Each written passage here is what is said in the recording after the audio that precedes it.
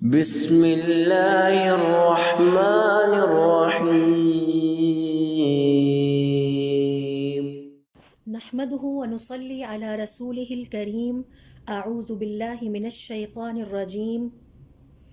بسم اللہ الرحمن الرحیم. رب اشرح لي صدری ویسر لي امری واحلل عقدۃ من لسانی یفقہوا قولی.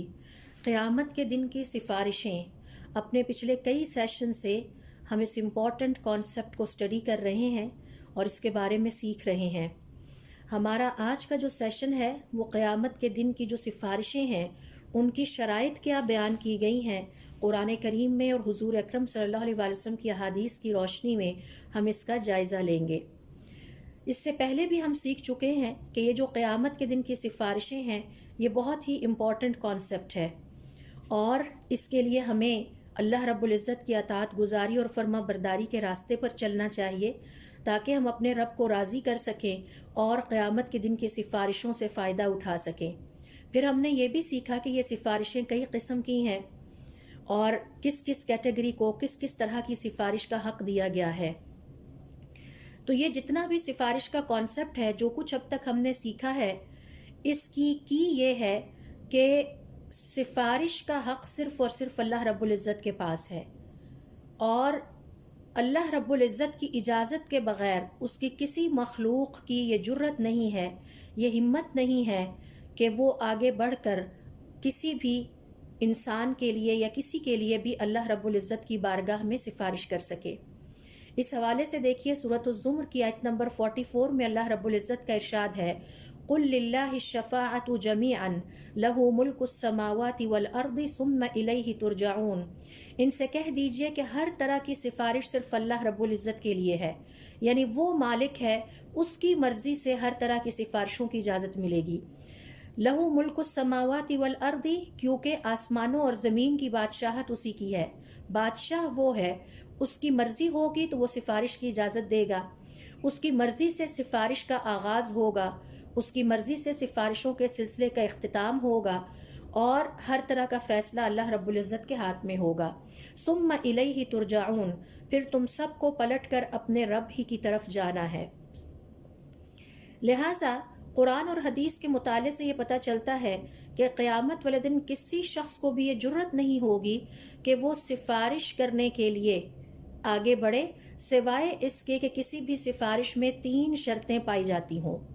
یعنی سفارش کا حق استعمال کرنے کے لیے، سفارش سے فائدہ اٹھانے کے لیے 3 شرطوں کے بارے میں ہمیں قرآن کریم کے مطالعے سے پتہ چلتا ہے اور حضور اکرم صلی اللہ علیہ وسلم کی احادیث سے اس کی مزید توضیح ہوتی ہے.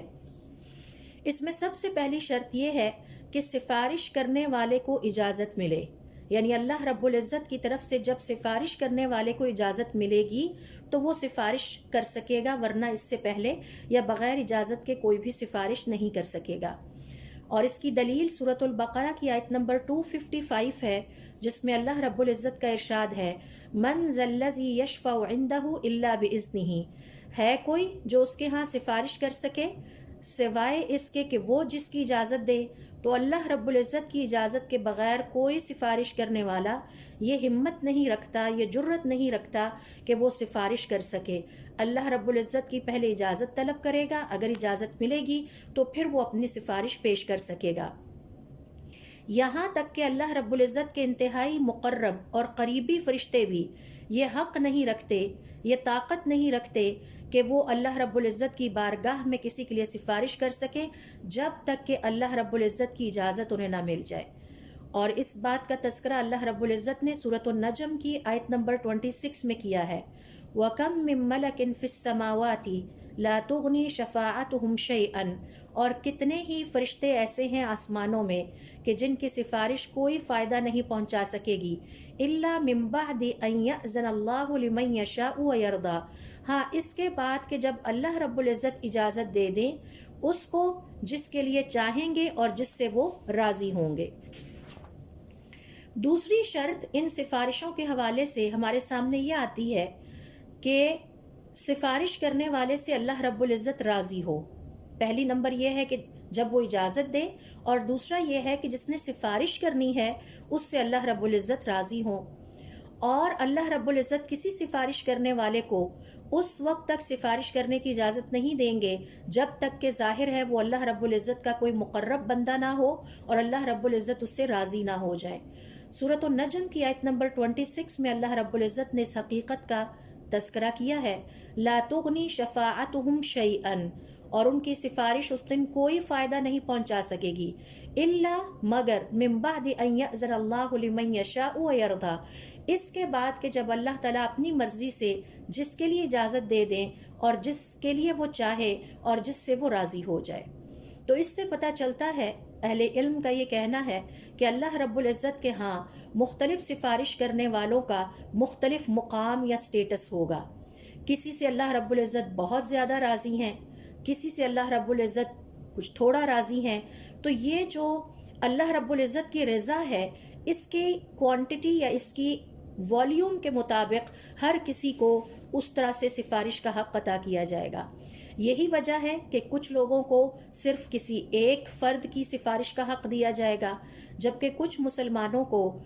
2 افراد کی سفارش کا حق ملے گا، کچھ مسلمانوں کو ایک پورے قبیلے جتنے افراد کی سفارش کا حق ملے گا، اور کچھ کو ایک پوری امت کی سفارش کا حق ملے گا۔ تو جس سے اللہ رب العزت جتنا جتنا راضی ہوں گے اتنا اتنا اس کو سفارش کا حق عطا کیا جائے گا۔ اور کچھ ایسے بدقسمت اور محروم بھی ہوں گے کہ جنہیں کسی کی سفارش کا حق عطا نہیں کیا جائے گا۔ تیسری شرط جو ان سفارشوں کے حوالے سے ہمارے سامنے آتی ہے وہ یہ ہے کہ جس کے لیے سفارش کی جا رہی ہے اللہ رب العزت اس سے بھی راضی ہوں، اور اللہ رب العزت کسی سفارش کرنے والے کو اس وقت تک اجازت نہیں دیں گے جب تک کہ مد مقابل میں جس کے لیے سفارش کی جا رہی ہے اس سے بھی اللہ رب العزت راضی نہ ہو۔ اور اس حوالے سے سورۃ الانبیاء کی آیت نمبر 28 میں دیکھیے کہ اللہ رب العزت نے اس کا ذکر کیا ہے، وَلَا يَشْفَعُونَ إِلَّا لِمَنِ ارْتَضَىٰ، اور وہ نہیں سفارش کر سکیں گے مگر صرف انہی کے لیے جن سے تیرا رب راضی ہے۔ تو سفارش کرنے والے سے بھی اللہ رب العزت کا راضی ہونا ضروری ہے، اور جس کے لیے سفارش کی جا رہی ہے اس کے لیے بھی اللہ رب العزت کا راضی ہونا ضروری ہے۔ یہ بھی ہو سکتا ہے کہ بعض اوقات اللہ رب العزت سفارش کرنے والے سے راضی ہوں لیکن جس کے لیے سفارش کی جا رہی ہے اس سے راضی نہ ہو، جیسا کہ حضور اکرم صلی اللہ علیہ وسلم کے ساتھ ہوا جب انہوں نے اللہ رب العزت سے اجازت مانگی کہ وہ اپنی والدہ کے لیے دعائے استغفار کرنا چاہتے ہیں، تو اللہ رب العزت نے حضور اکرم صلی اللہ علیہ وسلم کو اس کی اجازت نہیں دی۔ ابو ہریرہ رضی اللہ تعالیٰ عنہ کہتے ہیں کہ حضور اکرم صلی اللہ علیہ وسلم نے ایک دفعہ اپنی والدہ کی قبر کی زیارت کی تو آپ رو پڑے، اور جو آپ کے ارد گرد تھے انہیں بھی رلا دیا، اور پھر فرمایا استأذنت ربی فی ان استغفر لہا، میں نے اپنے رب سے اجازت مانگی کہ میں اپنی والدہ کے لیے دعائے مغفرت کر سکوں، میرا اللہ ان کو بخش دے، ان کی مغفرت کر دے، فلم یأذن لی، تو اللہ رب العزت نے مجھے اجازت نہیں دی، واستأذنتہ فی ان ازور قبرہا، پھر میں نے اللہ رب العزت سے اجازت طلب کی کہ میں اپنی والدہ کی قبر کی زیارت کر لیا کروں، فأذن لی، تو اللہ رب العزت نے مجھے اس کی اجازت دی، فزور القبور، تم قبروں کی زیارت کیا کرو، فإنها تذکر الموت، کیونکہ یہ موت کی یاد دہانی یا موت کی یاد دلانے والی ہوتی ہیں۔ لہٰذا پتہ یہ چلا کہ بعض اوقات سفارش کرنے والے سے تو اللہ رب العزت راضی ہوتے ہیں لیکن جس کے لیے سفارش کی جا رہی ہے اس سے اللہ رب العزت راضی نہیں ہے۔ اور اللہ رب العزت کی رضا کیسے حاصل کی جائے، اس حوالے سے ہمیں پتہ چلتا ہے کہ اللہ رب العزت کی رضا ان لوگوں کو حاصل ہوگی جو اللہ رب العزت پر ایمان لائے، اس کی توحید پر قائم رہے، اس کی توحید کا اقرار بھی کیا اور دنیا کی زندگی میں اس کی توحید پر قائم بھی رہے اور اس کے پیغمبروں پر ایمان لائے۔ اگر دنیا کی زندگی میں شرک کرتے رہے اور اس کی توحید پر قائم نہیں رہے تو ایسے لوگ اللہ رب العزت کی رضا حاصل کرنے میں ناکام ہو جائیں گے۔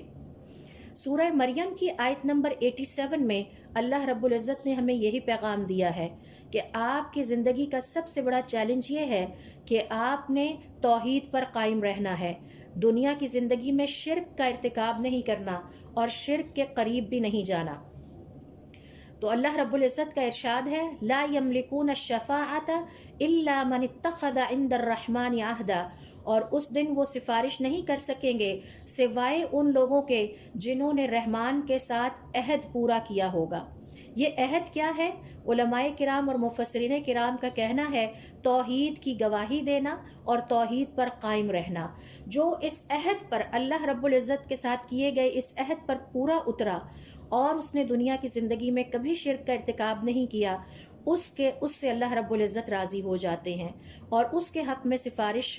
کا حق دیا جائے گا، اجازت دی جائے گی۔ یہی وجہ ہے اللہ رب العزت نے حرام کر دیا ہے سفارش کو کافروں پر، اور اس کا ذکر قرآن کریم کی 8 آیتوں سے زیادہ میں کیا ہے تاکہ کافر اچھی طرح سے مایوس ہو جائے کہ چونکہ دنیا کی زندگی میں انہوں نے اللہ رب العزت پر ایمان نہ لانے کا تہیہ کر رکھا ہے اور توحید کو اختیار نہ کرنے کا تہیہ کر رکھا ہے، اس کی وجہ سے قیامت والے دن انہیں قطعاً ان کے حق میں سفارش کی اجازت نہیں دی جائے گی۔ ہاں، وہ صرف پہلے نمبر کی سفارش سے مستفید ہو سکیں گے جو کہ حساب کتاب کا آغاز کرنے کے لیے حضور اکرم صلی اللہ علیہ وسلم کل انسانیت کے لیے فرمائیں گے۔ تو مثال کے طور پر دیکھیے سورۃ المدثر کی آیت نمبر 48 میں اللہ رب العزت کا ارشاد ہے فَمَا تَنْفَعُهُمْ شَفَاعَةُ الشَّافِعِينَ، پھر ان کافروں کو جو دنیا کی زندگی میں اللہ رب العزت پر ایمان نہیں لائے یا اللہ رب العزت کی توحید پر ایمان نہیں لائے اور شرک کا ارتکاب کرتے رہے، ان کو کسی سفارش کرنے والے کی کوئی سفارش فائدہ نہیں پہنچا سکے گی۔ اور پھر قیامت والے دن جب یہ کافر اللہ رب العزت کے اس فضل کو اللہ کے مومن بندوں پر نازل ہوتا دیکھیں گے اور اللہ کے مومن بندوں کو اس سے فائدہ اٹھاتا دیکھیں گے اور پھر یہ دیکھیں گے کہ ان کے حق میں مسلسل سفارشیں آتی جا رہی ہیں، تو وہ حسرت کریں گے اور تمنا کریں گے کہ کاش ہمیں بھی اس سفارش میں سے کچھ مل جائے۔ اللہ کے نبی حضرت ابراہیم علیہ السلام نے دنیا کی زندگی میں اللہ رب العزت سے دعا کی کہ ان کے والد آزر کو معاف کر دیا جائے، ان کے لیے استغفار کی دعا کی، مغفرت اور بخشش کی دعا کی، لیکن احکم الحاکمین یعنی اللہ رب العزت نے انہیں اس دعا کے کرنے سے روک دیا۔ حضور اکرم صلی اللہ علیہ وسلم فرماتے ہیں کہ ابراہیم علیہ السلام قیامت والے دن ایک دفعہ پھر کوشش کریں گے کہ اپنے والد کے لیے سفارش کر سکیں اور اپنے والد کو آخرت کے عذاب اور جہنم کی آگ سے بچا سکیں، لیکن اللہ رب العزت اپنے خلیل ابراہیم علیہ السلام کی اس سفارش کو قبول نہیں کریں گے۔ اور یہ سفارش کس کے لیے وہ کر رہے ہیں؟ اپنے والد کے لیے جو کہ کافر ہیں، کیونکہ اللہ رب العزت نے کافروں پر سفارش کو حرام کر دیا ہے، لہٰذا ان کے والد بھی کفر کی زندگی میں مبتلا رہے اور کفر سے ایمان کو اختیار کرنے پر انہوں نے رضامندی کا اظہار نہیں کیا، لہٰذا حضرت ابراہیم علیہ السلام سے انکار کر دیا جائے گا اور انہیں بتایا جائے گا کہ آپ کے والد کے لیے جنت حرام ہے اور یہ سفارش حرام ہے۔ آئیے ذرا ہم سب مل کر اس ایک جذباتی منظر کو یاد کرتے ہیں اور اس کو امیجن کرنے کی کوشش کرتے ہیں جو قیامت والے دن پیش آنے والا ہے۔ اور ہم اس منظر میں دیکھ رہے ہیں کہ اللہ کے ایک برگزیدہ نبی جو کہ انبیاء میں سے ایک ہیں، ان کے والد کافر ہیں اور ان کا ذکر حضور اکرم صلی اللہ علیہ وسلم کی زبان سے آتا ہے، اور قرآن کریم میں ہم اس ڈائلاگ کو جو کہ باپ اور بیٹے کے درمیان ہوتا ہے ہم اس کو سن سکتے ہیں اور اس کو دیکھ بھی سکتے ہیں اور پڑھ بھی سکتے ہیں۔ تو وہ کس طرح سے ہے، اس کے لیے دیکھیے سورہ مریم کی آیت نمبر 41 سے 47، وَاذْكُرْ فِي الْكِتَابِ إِبْرَاهِيمَ، اور اس کتاب میں ذرا ذکر کیجئے ابراہیم علیہ السلام کا، إِنَّهُ كَانَ صَدِّيقًا نَبِيًّا، بے شک وہ بڑے ہی سچے پیغمبر تھے، إِذْ قَالَ لِأَبِيهِ يَا أَبَتِ، جب انہوں نے اپنے والد سے کہا اے پیارے ابا جان، لِمَ تَعْبُدُ، آپ کیوں عبادت کرتے ہیں، مَا لَا يَسْمَعُ وَلَا يُبْصِرُ، اس کی جو سنتا نہیں اور جو دیکھتا نہیں، وَلَا يُغْنِي عَنْكَ شَيْئًا، اور جو آپ کو کوئی کسی قسم کا فائدہ نہیں پہنچا سکتا۔ یا ابتی، اے میرے پیارے ابا جان، انی قد جاءنی من العلم، میرے پاس ایک ایسا علم آیا ہے، ما لم یأتک، جو آپ کے پاس نہیں، فاتبعنی، لہٰذا آپ میری پیروی کیجئے، اہدک صراطا سویا، میں آپ کو سیدھے رستے کی طرف لے چلوں گا۔ یا ابتی اے میرے پیارے ابا جان، لا تعبد الشیطان شیطان کی عبادت نہ کیجیے، ان الشیطان کان للرحمن عصیا بے شک شیطان رحمان کا بڑا ہی نافرمان تھا۔ یا ابتی اے میرے پیارے ابا جان، انی اخاف مجھے ڈر لگتا ہے، ان یمسک عذاب من الرحمن کہ کہیں رحمان کی طرف سے آپ پر کوئی عذاب نہ آ جائے، فتکون للشیطان ولیا اور آپ بھی کہیں شیطان کے مددگاروں اور دوستوں میں سے نہ ہو جائیں۔ قال تو والد نے کہا، اراغب انت عن آلہتی کیا تم میرے بتوں سے اور میرے خداؤں سے منہ موڑنا چاہتے ہو؟ یا ابراہیم اے ابراہیم، لئن لم تنتہی اگر تم اس سے باز نہ آئے، لارجمنک میں تمہیں سنسار کروں گا، واہجرنی ملیا اور مجھے چھوڑ کے چلے جاؤ۔ قال ابراہیم علیہ السلام نے فرمایا، سلام علیک آپ پر اللہ کی سلامتی ہو، ساستغفر لک ربی میں اپنے رب سے آپ کے لیے مغفرت کی دعا کروں گا، انہ کان بی حفیہ میرا رب ہمیشہ میرا بڑا خیال کرنے والا ہے۔ یہ ہے وہ ڈائلاگ، وہ مکالمہ جو حضرت ابراہیم علیہ السلام اور ان کے والد کے درمیان ہوتا ہے، اور اس کا ذکر حضور اکرم صلی اللہ علیہ وآلہ وسلم کی زبان پر آتا ہے۔ قرآن کریم میں یہ ڈائلاگ ریکارڈ ہو جاتا ہے، اور اللہ رب العزت نے وحی کے ذریعے سے اپنے پیغمبر حضرت محمد صلی اللہ علیہ وآلہ وسلم کو اس سارے واقعے کی خبر دی ہے۔ اب قیامت والے دن ایک دفعہ پھر حضرت ابراہیم علیہ السلام اور ان کے والد کے درمیان ایک مکالمہ ہوگا، ایک ڈائلاگ ہوگا، اور اس کی خبر حضور اکرم صلی اللہ علیہ وآلہ وسلم اپنی حدیث میں دیتے ہیں۔ یہ حدیث حضرت ابو ہریرہ رضی اللہ تعالیٰ عنہ روایت کرتے ہیں، اور امام بخاری یا صحیح بخاری میں ہمیں اس کا ذکر ملتا ہے۔ ابو ہریرہ رضی اللہ تعالیٰ عنہ کہتے ہیں کہ حضور اکرم صلی اللہ علیہ وآلہ وسلم نے فرمایا، قیامت والے دن ابراہیم علیہ السلام اپنے والد آزر سے ملاقات کریں گے اور دیکھیں گے کہ ان کے والد آزر کے چہرے پر دھول، مٹی اور سیاہی چھائی ہوئی ہے۔ فیقول لہ ابراہیم تو اس روز ابراہیم علیہ السلام اپنے والد سے کہیں گے، الم اقل لک لا تعصنی اے ابا جان کیا میں آپ سے نہیں کہتا تھا کہ میری نافرمانی نہ کیجیے، میری بات مان لیجیے۔ فیقول ابوہ تو اس روز ان کے والد آزر کہیں گے، فالیوم لا اعصیک آج میں تمہاری ہر بات مانوں گا، آج میں تمہاری کوئی بات رد نہیں کروں گا۔ فیقول ابراہیم تو ابراہیم علیہ السلام اپنے رب کی طرف متوجہ ہو کر فرمائیں گے، یا ربی اے میرے رب، انک وعدتنی بے شک آپ نے مجھ سے وعدہ کیا تھا، اللہ تخزینی یوم یبعثون کہ آپ مجھے قیامت والے دن جب انسانوں کو دوبارہ زندہ کر کے اٹھایا جائے گا اس دن رسوا نہیں کریں گے۔ فأی خزی تو کون سی رسوائی اس سے بڑھ کر ہوگی کہ میرے والد میری نگاہوں کے سامنے جہنم میں ڈال دیے جائیں۔ فیقول اللہ تعالی تو اللہ رب العزت فرمائیں گے، انی حرمت الجنت علی الکافرین اے ابراہیم میں نے جنت کو کافروں پر حرام کر دیا ہے۔ ثم یقال یا ابراہیم پھر کہا جائے گا اے ابراہیم، ما تحت رجلیک اپنے پاؤں کی طرف دیکھو تمہارے پاؤں میں کیا ہے۔ فینظروا تو ابراہیم علیہ السلام اپنے قدموں کی طرف نظر ڈالیں گے، فاذا هو بذیخ متلطخ تو انہیں وہاں ایک گھنے بالوں والا جانور چوپایا جو کہ مٹی اور خون میں آلودہ ہوا ہوگا نظر آئے گا۔ فیؤخذ بقوائمہ تو وہ دیکھیں گے کہ اس جانور کو اس کے ٹانگوں سے اٹھا کے فیلقی فی النار آگ میں ڈال دیا گیا ہے۔ یہ ہے وہ مکالمہ جو قیامت والے دن حضرت ابراہیم علیہ السلام اور ان کے والد کے درمیان دوبارہ ہوگا، اور حضرت ابراہیم علیہ السلام اپنے رب کو پکاریں گے کہ اے میرے رب آپ نے مجھ سے وعدہ کیا تھا کہ قیامت والے دن مجھے رسوا نہیں کریں گے، میری دعائیں قبول کریں گے، اور اس سے بڑھ کر کیا رسوائی ہو سکتی ہے کہ میرے والد کو آگ میں ڈال دیا جائے اور پوری مخلوق میں یہ بات پھیل جائے کہ حضرت ابراہیم علیہ السلام کے والد آگ میں ہیں۔ تو اللہ رب العزت فرمائیں گے کہ میں نے جنت کو کافروں پر حرام کر دیا ہے۔ اس کے بعد ابراہیم علیہ السلام سے کہیں گے کہ ذرا اپنے پاؤں کی طرف دیکھو، تو وہاں انہیں اپنے والد کی جگہ ایک جانور نظر آئے گا جس کے گھنے بال ہوتے ہیں، اور یہ جانور انگلش میں ہائنیس کہلاتا ہے، جبکہ اردو میں اسے چرخ کہتے ہیں یا لکڑ بگا کہتے ہیں، اور اس کی جو شکل ہے وہ کتے اور سور کے درمیان ہوتی ہے، یعنی انتہائی قابل نفرت قسم کا جانور جس کے بال بڑے ہیں اور وہ خون اور مٹی میں آلودہ ہے، یعنی مزید نفرت ہوتی ہے دیکھ کے، اور پھر اس کو ٹانگوں سے اٹھا کے آگ میں پھینک دیا جائے گا۔ ایسا کیوں ہوا؟ اس کے بارے میں علماء کرام کہتے ہیں، اگر اس حدیث کی آپ مختلف شرحوں کا مطالعہ کریں، ایکسپلینیشنز دیکھیں، تو اس میں جو ہے وہ پتہ یہ چلتا ہے کہ حکمت یہ ہے کہ ان کے والد کو مسخ کر کے ایک جانور کی شکل دے دی جائے گی تاکہ ابراہیم علیہ السلام ان سے نفرت کرنے لگے،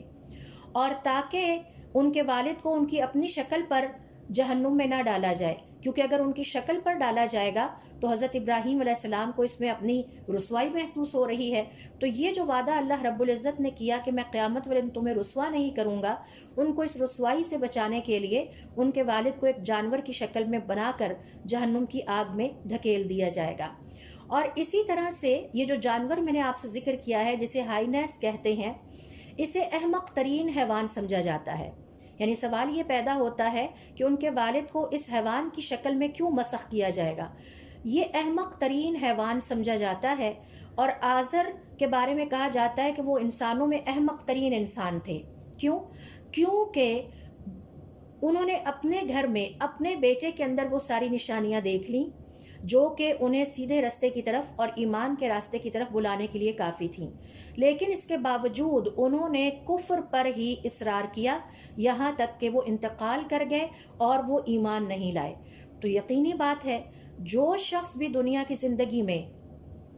اللہ رب العزت پر ایمان نہیں لاتا، یا ایمان لا کے پھر اللہ رب العزت کے ساتھ کسی کو شریک ٹھہراتا ہے، شرک کا ارتکاب کرتا ہے، یا جو دنیا کی زندگی میں اللہ رب العزت کی اطاعت اور فرما برداری کے مقابلے میں اللہ تعالیٰ کی نافرمانی کا فیصلہ اپنی زندگی میں کرتا ہے کہ میں نے اپنی مرضی سے زندگی گزارنی ہے چاہے اس میں اللہ رب العزت کی نافرمانی ہی کیوں نہ ہو، وہ احمق ترین انسان ہی تو ہے۔ کیا کبھی کسی عقل مند انسان کے بارے میں ہم یہ تصور کر سکتے ہیں کہ وہ اپنے لیے ایسے فیصلے کرے کہ جس کے نتیجے میں وہ ہمیشگی کی زندگی میں آگ میں ڈالا جائے، یا اسے جہنم میں ڈالا جائے، یا اسے اللہ رب العزت کی رضا حاصل نہ ہو؟ ہرگز نہیں۔ تو ہر وہ انسان جو دنیا کی زندگی میں اللہ رب العزت کی نافرمانی کے راستے پر چلتا ہے،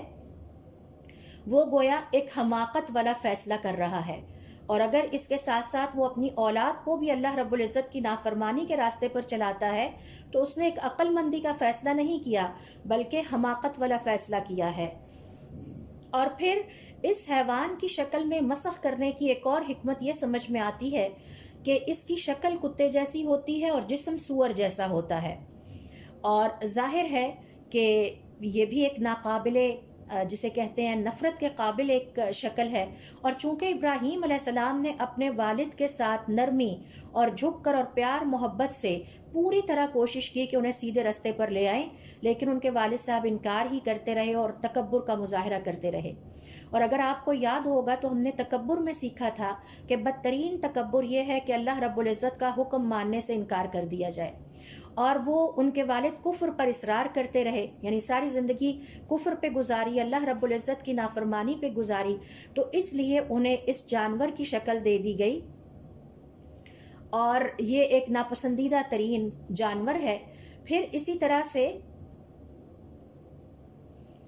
یہ جانور کی شکل اس لیے بھی دے دی گئی کہ جب حضرت ابراہیم علیہ السلام اس جانور کو دیکھیں گے تو اس سے برات کا اظہار کریں گے کہ یہ میرا باپ نہیں ہو سکتا۔ پھر اس حدیث سے ہمیں یہ بھی سبق ملتا ہے کہ اللہ رب العزت کی نافرمانی کے راستے پر چلنے والا انسان دراصل حماقت کے راستے کو اختیار کرتا ہے۔ اور پھر اس حدیث سے ہمیں یہ بھی پتہ چلتا ہے کہ اگر بیٹا کسی اعلیٰ ترین مقام پر ہے، اللہ رب العزت کے ہاں میں مقام اور مرتبے کی بات کر رہی ہوں، دنیا کے مقام اور مرتبے کی بات نہیں کر رہی، اگر بیٹا اللہ رب العزت کے ہاں کسی اعلیٰ ترین مقام اور مرتبے پر بھی ہے تو اس کے باوجود وہ اپنے والد کو یا کسی اور کو کوئی فائدہ نہیں پہنچا سکتا جب تک کہ وہ بھی مسلمان نہ ہو جائیں اور اللہ رب العزت کے ساتھ توحید کا وعدہ نہ کر لیں۔ تو یہ ہے وہ حدیث کہ جس سے پتہ چلتا ہے کہ کس طرح حضرت ابراہیم علیہ السلام اور ان کے والد کے درمیان قیامت والے دن ایک دفعہ پھر اسی قسم کا ڈائلاگ ہوگا، اور اس ڈائلاگ کی شکل و صورت یا اس کا منظر ہمارے سامنے آپ صلی اللہ علیہ وسلم کی احادیث کے ذریعے سے آتا ہے۔ اور سٹڈی ہم یہ کر رہے تھے کہ تیسری شرط یہ ہے کہ اللہ رب العزت جس کے لیے سفارش کی جا رہی ہے اس سے راضی ہوں. اور پھر میں نے اس میں پہلی مثال آپ سے حضور اکرم صلی اللہ علیہ وسلم کی شیئر کی کہ جنہوں نے اللہ رب العزت سے اپنی والدہ کے لیے استغفار کی دعا کی اور اللہ رب العزت نے اس کو رد کر دیا. اور دوسری مثال حضرت ابراہیم علیہ السلام کی شیئر کی کہ کس طرح سے حضرت ابراہیم علیہ السلام نے دنیا کی زندگی میں بھی کوشش کی اور آخرت کی زندگی میں بھی کوشش کریں گے کہ ان کے والد کی کسی طرح سے بخشش یا نجات ممکن ہو سکے. لیکن چونکہ اللہ رب العزت ان کے والد سے راضی نہیں ہے، لہٰذا دنیا میں بھی انہیں روک دیا گیا کہ اپنے والد کے بخشش کے لیے دعا نہ کریں، اور آخرت میں بھی انہیں روک دیا جائے گا کہ آپ اپنے والد کی بخشش کے لیے اللہ رب العزت کے ہاں سفارش نہیں کر سکتے. امام نووی رحمۃ اللہ علیہ اس حدیث کی تشریح بیان کرتے ہوئے کہتے ہیں کہ اس سے ہمیں پتہ یہ چلا کہ ہر وہ مسلمان جو دنیا کی زندگی میں اللہ رب العزت کے ساتھ کسی شخص کو، کسی ذات یا چیز کو شریک نہیں ٹھہراتا، وہ قیامت والے دن ان سفارشوں سے فائدہ اٹھانے کا حقدار ہو سکتا ہے. میں نے اس لیے کہا ہے کہ پھر بھی یہ بات اللہ رب العزت کی مرضی پر ہے کہ وہ کس کے لیے سفارش کا جو ہے وہ اختیار دیں اور کس سے روک دیں. اور یہ بھی امید کی جاتی ہے، اور یہ میں اس لیے کہہ رہی ہوں امید کی جاتی ہے کہ اصل فیصلہ اللہ رب العزت کا ہے کہ ایسے لوگ جو دنیا کی زندگی میں توحید پرست تھے اور انہوں نے کبھی بھی شرک کا ارتکاب نہیں کیا، اپنے آپ کو شرک سے بچا کے رکھا، وہ ہمیشہ کے لیے آگ میں نہیں ڈالے جائیں گے. اب ہمارے لیے جو چیلنج ہے وہ یہ ہے کہ ہمیں دنیا کی زندگی میں اپنے آپ کو بھی توحید کے راستے پر رکھنا ہے اور اپنے گھر والوں کو بھی توحید کا سبق سکھانا ہے، اور ہر طرح کے شرک سے اپنے آپ کو بچانے کی کوشش کرنی ہے. اور شرک کی بہت ساری قسمیں ہیں، شرک اصغر بھی ہے، شرک اکبر بھی ہے. مثال کے طور پر اللہ رب العزت کے نام کے علاوہ کسی اور کے نام سے قسم اٹھانا، اللہ رب العزت کے علاوہ کسی اور کے نام سے نظر نیاز پیش کرنا،